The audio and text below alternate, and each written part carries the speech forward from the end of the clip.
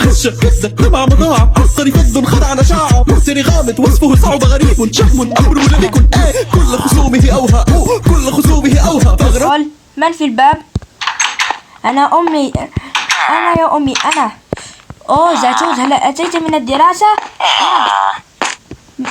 ها ما الذي درستم اليوم يا بني؟ درسنا اليوم درس اللغة العربية، درسنا درس المفعول به. جيد. معلمة الرياضيات لم تأتي. في درس الإنجليزية تطرقنا إلى تعليم التعبير الكتابي my and my daily activities. جيد بني. والإسلامية ما الذي درستموها؟ درسنا اليوم سورة الانشقاق. جيد، أحسنت بني. وهل رأيت أخوك مهدوش؟ أخوك الأكبر مهدوش؟ لا، لم أره من قط. ها أبوك جاء من العمل وأحضرنا هذه الأكل كله، واشترى لنا سيارة، ولد عنده المال كثيرا، إنه يعمل في 10 شركات. والله أحسنت في دراستك، ورأيت أخوك الأكبر ما الذي فعل فيه؟ أنا لم أعلم به أصلا، وهذا ما يعني أصلا، والتي سيخبرنا.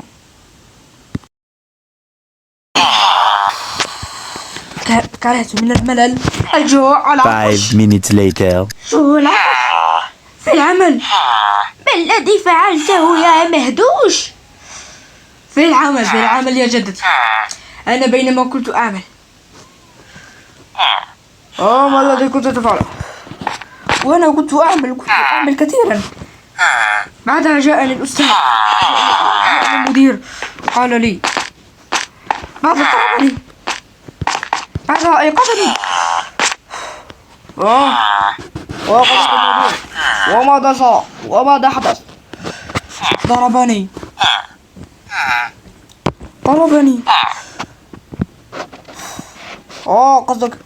قصدك أنت أيقظك وعدت إلى العمل؟ نعم. مديرك صديقي. كان بقي لي يؤذن. عقلي سينتهي من الصيام. ومنذ متى وأنت تصوم يا مهدوش؟ بدل وأنت عمرك 10 سنة. تذكرت والآن عمرك 23 سنة. أنا بدأت الصيام في عمري 4 سنوات، والآن عمري 37. وأبوك بدأ الصيام في الثالث من عمره، وعمره الآن 37.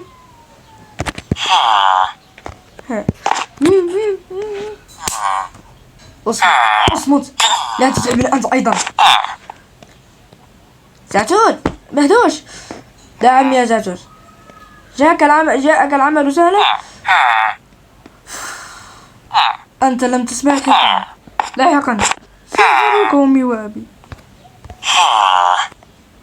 أنا عقلي سينتهي من الصيام.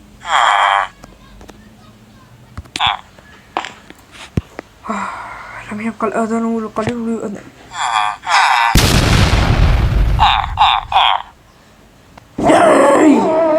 اللهم لك الحمد، وعلى رزقك أفطرت، ذهب الظمأ وابتلت العروق وثبت الأجر إن شاء الله. اللهم لك الحمد، وعلى رزقك أفطرت، ذهب الظمأ وابتلت العروق وثبت الأجر إن شاء الله. بسم الله. أحسنت. يلا على نبدأ الإفطار. نعم، بسم الله.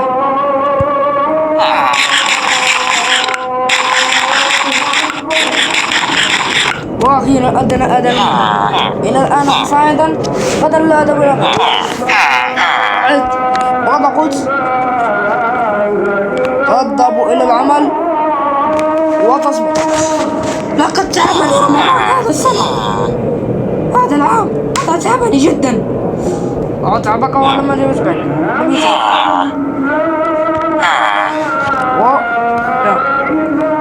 لا تعملي وغدا لا أذهب لها، غدا يوم الجمعة ولا أذهب لها. وأنتم أتعبكم رمضان أو لا؟ اكتبوا لنا في الكومنتات.